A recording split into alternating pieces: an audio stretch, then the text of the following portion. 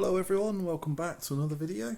Okay, so I am back at the painting table with another 3D printed model, and you can see this time I've got a nice little kind of animated style maquette of Ghostface from the Scream movies. Now I'm going to be building and painting this up for a friend of mine who's a big fan of those movies, and I just wanted to sort of give him a little gift just to sort of show what you can do on a 3D printer. Now the beauty with this model is that it's going to be a fairly quick, straightforward paint job.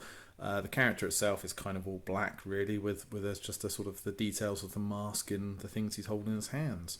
So because it's going to be quite a fairly straightforward, fairly quick paint job, I thought what I would actually do is spend a bit more time going through how I actually prep models ahead of the painting. So now this piece is actually all one solid piece. I don't often print like that, but that's how the file came.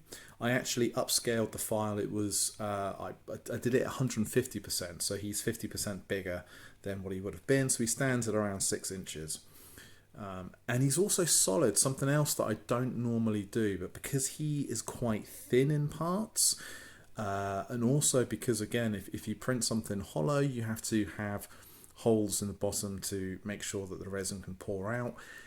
Therefore, the only holes would have been, I would have to have lined it up with his feet because the base is attached. So it just wasn't really practical in any way to kind of do that. But I have to say, it is quite nice to print solid every now and then because it does have a bit of a weight to it. It definitely makes it feel a bit more kind of, you know, upscale, I guess. A little bit like how the polystone statues feel. So yeah, he's quite nice. Say there's not an awful great deal of detail on him. He's obviously got his Ghostface mask. He's got a knife. He's got a mobile phone, of course, and he's wearing his sort of Grim Reaper style costume. So let's take a look at how I'm going to clean this up. So one of the things you might notice on this is there's a little bit, if you take a look at his mobile phone here, you can see kind of some sort of white powder almost around the model, and you can also see it around parts of get a point stick. You can see it sort of around the sleeves and various other parts of the model. Now what that is, it can be two things. It can be where I have cleaned it up, I didn't remove all the excess resin correctly. That could be one way of doing it. Another thing, which I think is actually what the case is in this scenario, is sometimes if the model is wet, when you then put it in to start UV curing it, that water can actually crystallize and go like this. And I think that's what I did here. I was a bit impatient. I used water washable resin, and I was in a rush to just try and get this one done. So I didn't actually have it completely dry, and then I stuck it under a UV lamp, and that's what we're left with. So always try and make sure your model is completely dry before you start doing the curing process. Now it's not the end of the world. I think in this one I've kind of got away with it anyway. It's not a huge amount. But what you can do is get a knife and scrape it away, because it isn't actually... It will be stuck on there, but it is removable. It hasn't bonded and become part of the model in any way, so you should be able to scrape it out.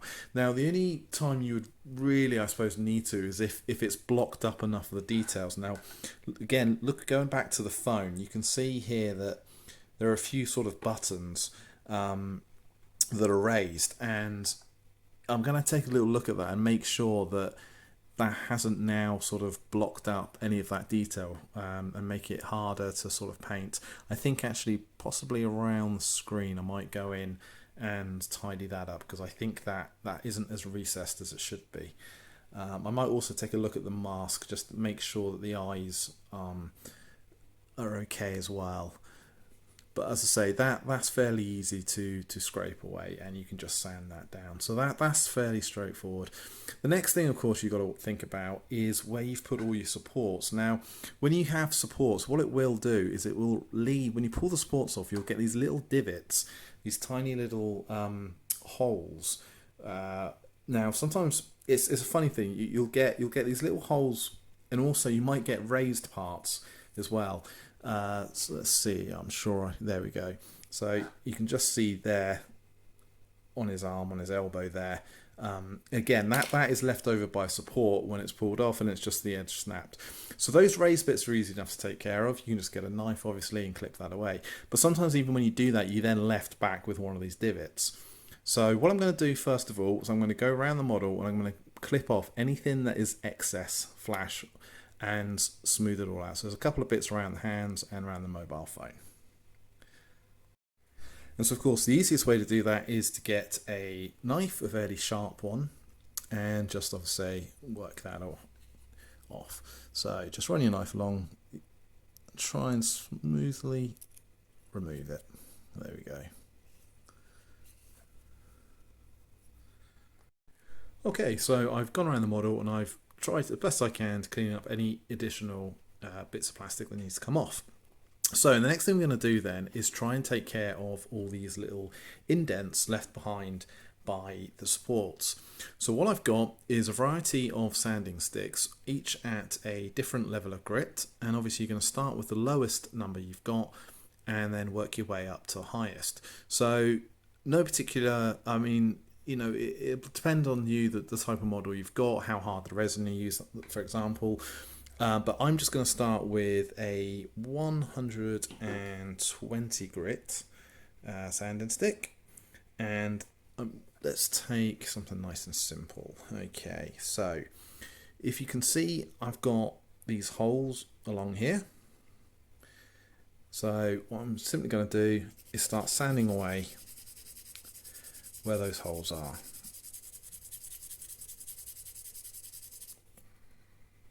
Okay, so after about 30 seconds of sanding, those holes are now gone along there, but of course it's quite roughed up. So what we want to do is, that was a 120, I'm going to go for a 320 grit now, so slightly up higher from what we just had, and again just go over the whole piece, because what we're trying to do now is just smooth it all out.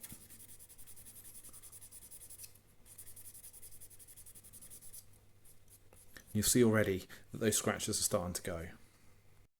Okay, so after the 320, you can't see those indents at all. Most of the scratches are gone, but we can still do better than that. I'm going to take it all the way up to 1200 grit now. And again, going over the same thing and just trying to smooth it all down. Doesn't take long at all when you go up to this grit. And then what I'm going to do is finish off with a 1500 grit. And we should see, I'll just wipe my finger over that. There we go.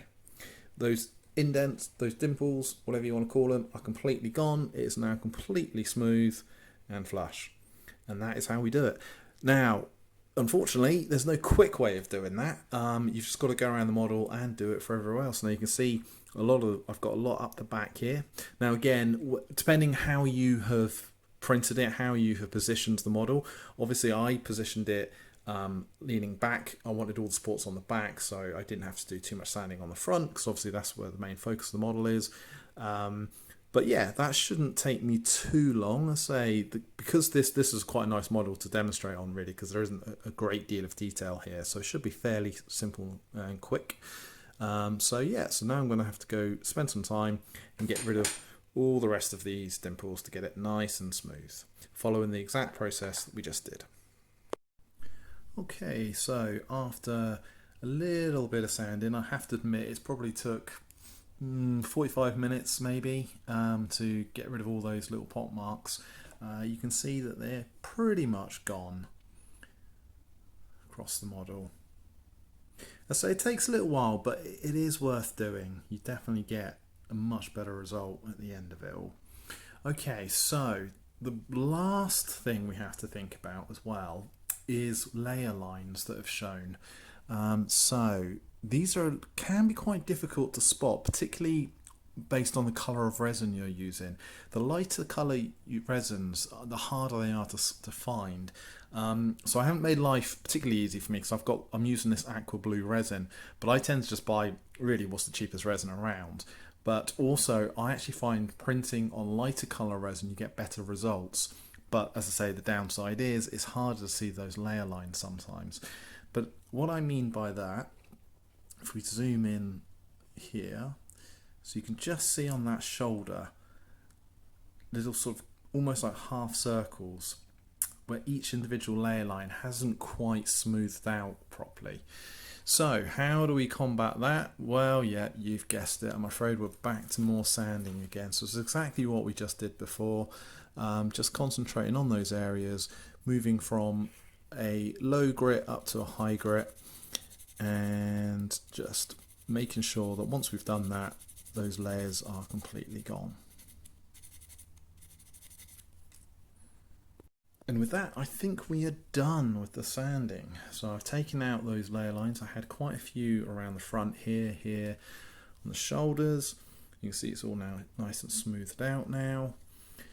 What I like to do as well is just take a slightly damp brush and just to rub off any excess dust before we go into finally prime it. That also helps you just see whether you've got any spots that you've missed as well. Okay, so I think we're just about there now. We should be able to, so I'll let this dry just to make sure this water I'm just adding on now doesn't affect the primer when that goes on, so I'll just give it a few minutes, and then I'm going to put on a coat of black primer. Now I expect once I've done that I will probably see errors that I couldn't see before. As I said, it is difficult to spot everything when it's just in its raw plastic form, so we'll see how that goes. So I'm going to throw some black primer on it and we'll come back and we'll see how successful this has been. But before I do that, one thing I will just add is I have been wearing a mask throughout this sanding. Resin dust is not the nicest of things. You don't really want to be breathing it in, and you're going to make up quite a lot of it. So yes, make sure you pop a mask on when you do this. And we're back after putting that black primer on, and it's not come out too bad, but inevitably, as I said, there was bound to be a couple of spots that I didn't pick up on the sanding. And we've got one here across the forearm. You can see the layering of the 3D print, and most of all the dimples I think came out okay. There were a couple of deeper ones along here, so that's not the end of the world. So what we can do, unfortunately, we've got to go back to the sanding again, but at the end of the day, if we want this to look good, we just got to put in the work. So yeah, literally as I showed you before, we're going back to the sand sticks, we're going back to starting with a low grade, putting them up. So back to 120 grit, and then what we're just going to do is go across here. Now obviously we've got to get through the paint primer that we put on, but that's only a very thin coat. So as you can see, we go straight down to the plastic almost straight away. Just get that in focus. So yeah, it's just a case of doing what we just did before, and then just throw in a bit of primer over these spots. So I'll go over that, and I will try and get out these deeper recesses here as well, and then I'll just throw a quick bit of primer over that, and we should be good to go. So I've just gone ahead and done that, throwing the primer back over, and I think we're okay now. So the sleeve has come out nice and smooth again, so that's fine. And the back here, where again we still had a few of those little holes, I've managed to get rid of the last of those. So now we can finally say we're at a stage where we can now start doing the painting. I think I should be able to do this, I would hope actually, in sort of a couple of hours really, because there's hardly that much detail to do, keeping it cartoony style. So I'm going to start with painting the mask white. I'm going to use Corax white.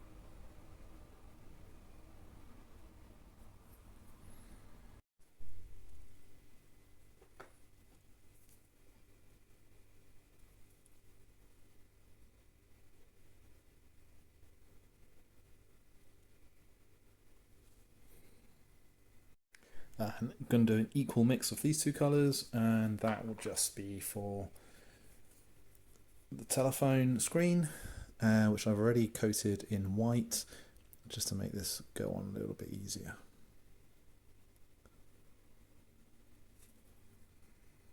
So with all the base colours down, what I'm going to do now is finish off with a bit of edge highlighting of the lightest grey I've got, which is Administratum Grey, and I'm just going to pick out a few of the folds of the cloak and a couple of the edges just to bring a bit more interest out. The trick is not to overdo it too much, because I just want to keep that fairly simplistic cartoony type style. So just going to do a couple across here and a couple across the ribs of the clothing. Okay, so with those highlights cleaned up, the last thing I'm going to do is paint the base. And I'm going to go with a nice deep purple. It's a Citadel Nagaroth Knights. I think this colour will go against the black quite nicely. And finally, what I've done, I notice that the base is a little crooked. You can see it's kind of curves a little bit. It's just the way it's printed. So just to stop it from going a little wobbly, and also just so you kind of hide that really, all I've done is I've stuck some felt pads onto the bottom, which just gives it that little bit more stability, gives it a bit more slightly professional look. And now he is firm and he doesn't rock or anything, and also it's kind of hidden. You can't really notice that the base is slightly warped. So with that, he is finished. And yeah, nice quick little model to paint. As I say, not really a whole heck of a lot of painting to it, but I think it's still quite a nice result. I've put a coat of varnish over him, a matte clear varnish, so that should protect the paintwork. As I say, he was printed solid, so he's got a little bit of weight to him. And yeah, he's quite nice. As I say, this is actually a gift for a friend of mine, so hopefully he'll appreciate that. But I'll leave the information of the sculptor in the description. I'm definitely going to go and check out his work. I know he's got another couple of G.I. Joe characters that he's done in, again, this sort of same cartoony style. He's got a whole host of characters. You can build up a really nice collection. And I say they're fun models. I did 50% bigger on this, so he's around 6 inches high. And yeah, so printable in one piece. Okay, so I say hopefully you might have learned a bit more about the work that goes into prepping the models before we go and paint them. So apologies, it's not the most interesting video from a painting point of view, but hopefully you got something out of it. Okay, thank you very much for watching, and I will see you in the next one.